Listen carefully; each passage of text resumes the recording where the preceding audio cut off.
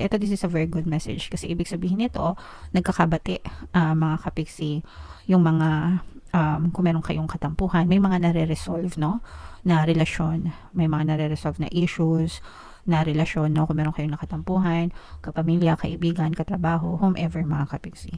Pero unti-unti nang nagda-die down yung init ng inyong mga pagtatalo o yung init ng mga sama ng loob nyo.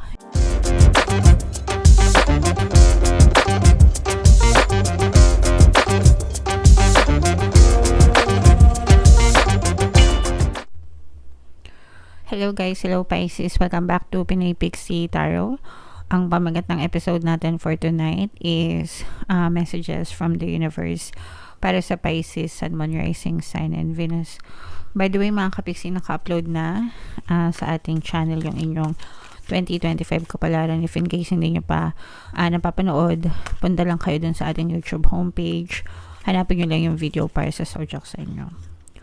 So, kung ano na lang yung makaresonate sa inyo dito sa reading na to, guys, take that message.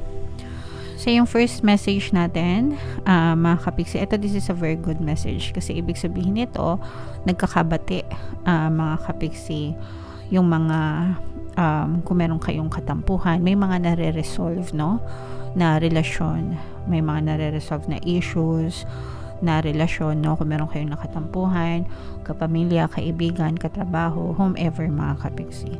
Pero unti-unti nang nagda-die down yung init ng inyong mga pagtatalo o yung init ng mga sama ng loob nyo, and unti-unti yan mapapalitan ng kapayapaan, pagkakaayos, mga kapiksi.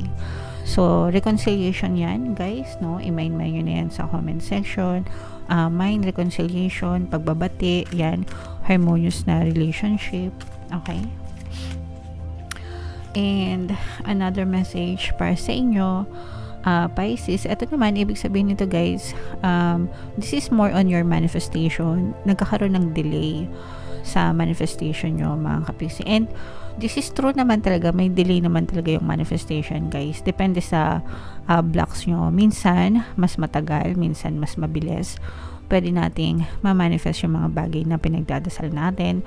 Depende kung gano'n tayo ka-focus, and kapag marami tayong blocks or balakid, mga kapiksi, mas pwedeng tumagal yung delay, guys. So, para mawala yung mga resistance, kailangan harapin nyo yung mga fears nyo, alisin yung takot, yung duda, alisin yung mga negative emotions, no? Anger, hatred, resentment, grudges, yan. And yung mga pagrereklamo, stress, worry, yan kasi, guys, number 1 talaga yan na nagiging balakid sa manifestation. And by all means, just focus on what you want every day. Focus on the results, diba? Focus on, ask yourself, what would you see? What would you hear? What would you feel? Kapag nandiyan na yung manifestation mo. So, doon kayo mag-focus, and eventually, guys, you will see evidence, okay? Another message for you, Pisces.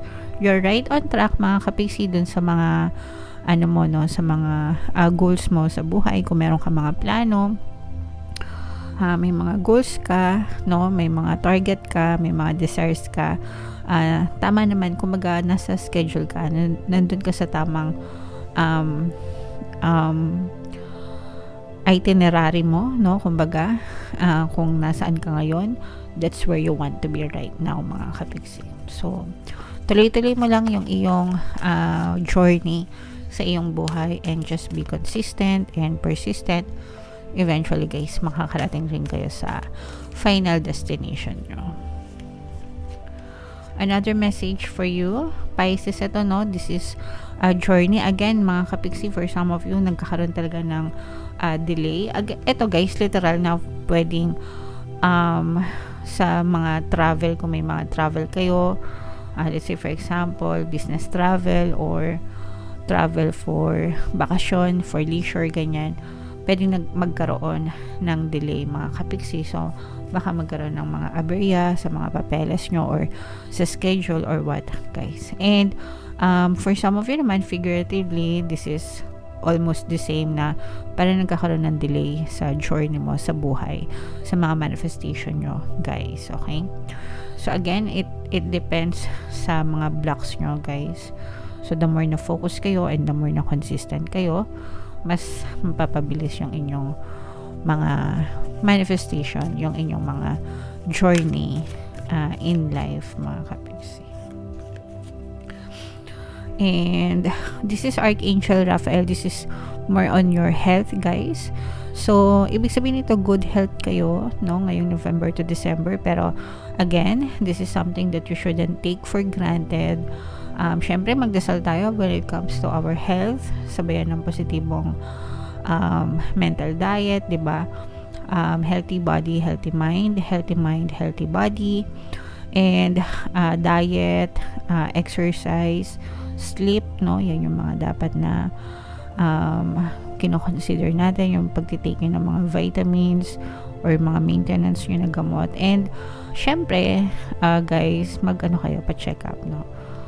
Kung meron kayong dinadamdam, kumbaga wag nyo na antayin na lumala, mga kapiksi. And magpa-check up kayo. Alright?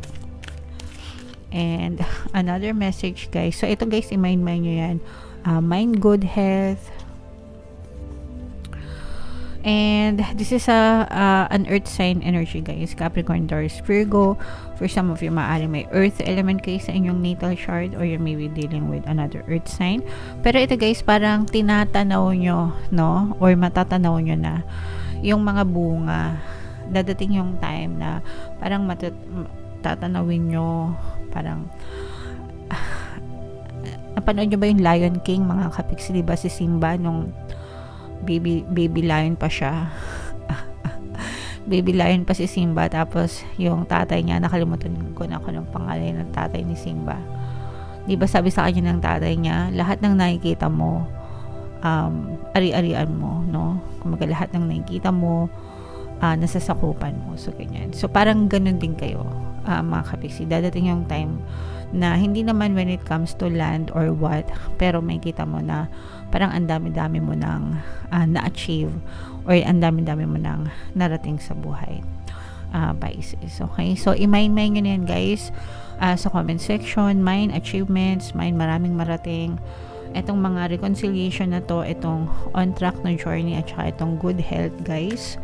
I-mind nyo na yan sa comment section. Tingnan natin yung ganap sa inyo, Pisces. Sorry, another message. Bumunot pa tayo dito, guys. Shuffle ko muna to. Habang sinashuffle ko to, guys, panoorin nyo muna yung video natin regarding sa ating paano mag-manifest ng abundance video course. Kapiksi, sawa ka na ba sa mga struggles at hirap sa buhay mo? Masipag ka ba at masikap sa buhay ngunit hindi ka pa rin umaasenso? Ilang beses ka na bang nag-attempt mag-negosyo at mag-invest pero palagi ka pa rin nalulugi? Sa pagkakataon na ito ay maaaring may subconscious beliefs ka na nagiging balakid sa iyong pag-unlad at pagyaman. Introducing, paano mag-manifest ng abundance video course. Dito ay matututunan mo ma-overcome ang mga balakid mo para tuluyan ka ng umunlad, umasenso, sumagana, maging matagumpay, successful at maswerte sa iyong kabuhayan, pera, trabaho, negosyo sa labi at kaperahan ng bonggang-bongga. Dali, mag-send na ng email sa pinoypixitaro@gmail.com at simulan na ang iyong pagyaman ngayon. Alright, so sa lahat ng gusto mag-avail ng course, guys, meron tayong promo ngayong November. Magbibigay tayo ng 500 pesos na discount until November 30, kaya mag-avail na kayo, guys.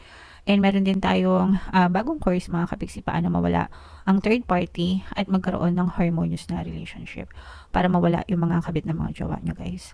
20% discount naman yan until November 30, kaya mag-avail na kayo, mga kapiksi.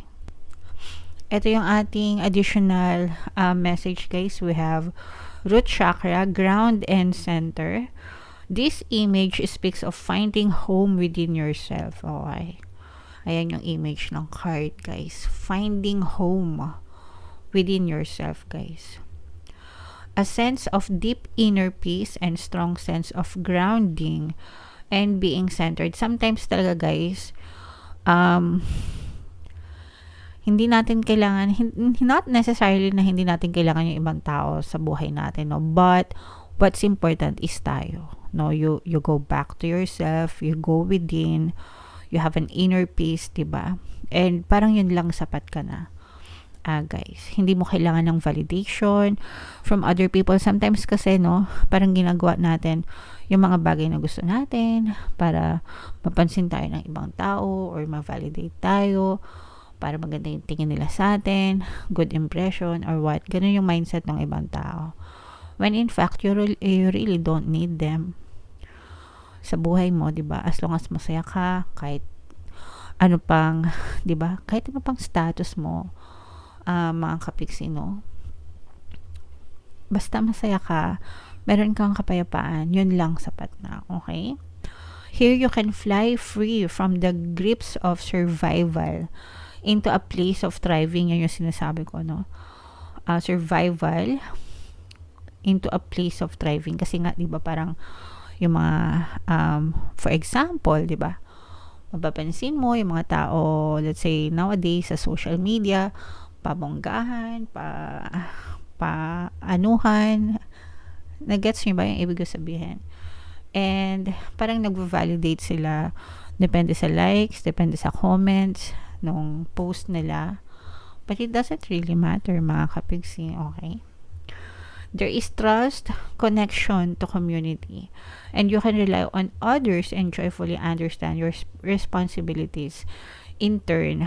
As long as maganda naman yung community mo, 'di ba? Family lang, sapat na, close friends lang, okay na. You are held and have strong foundations for all aspects of life. With your guard down, you have the tools to ride the waves if you need. Everything is okay. Okay? Everything is okay, mga kapiksi. No? You have to appreciate what you have. Lahat ng blessings mo, malaki man or maliit man, whatever, pinaghirapan nyo yan, mga kapiksi, and bigay sa nyo yan ni universe. And regardless of your status, you should love yourself. You should love your life, your status.